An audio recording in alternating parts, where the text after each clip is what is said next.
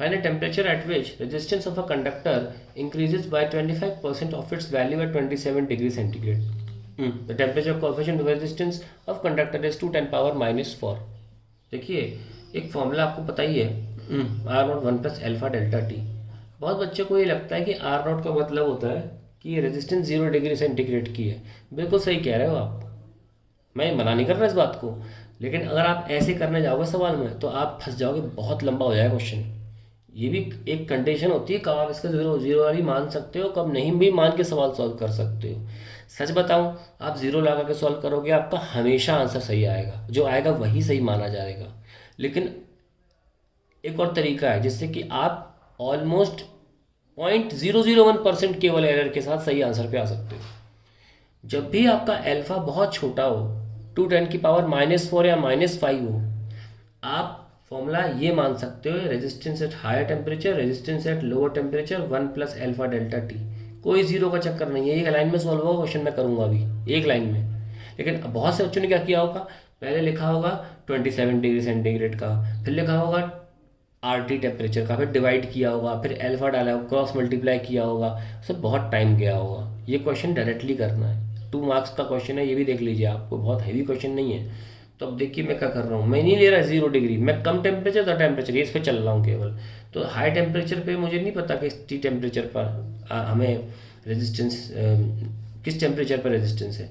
Low temperature पर resistance जो है वो हम लिख लेते हैं आर एल, और 1 प्लस कितना है 2 10 की पावर -4, और टी कितना होगा हमारा हाई टेम्परेचर टी जो मैंने यहाँ लिख दिया -27। अभी देखना बिल्कुल सही हो जाएगा। ये कितना बोला इनने, 25% अपनी ही वैल्यू है जो 27 डिग्री थी उसमें बढ़ गया। ये 27 डिग्री सी के रेजिस्टेंस है, ठीक है, यहाँ से मुझे 27 लिखना चाहिए था। ये कितना हो गया, 25% बढ़ गया, यानी कितना हो गया 1.25 of R at 27, R 27 1 plus 2 10 की पावर -4 टी -27। तो ये कैंसिल हो गए, 1.25 में से 1 यहाँ आके 0.25 हो गया, 0.25 अपॉन 2 10 पावर -4 प्लस 27। ये देखो एक बार में सॉल्व हो गया।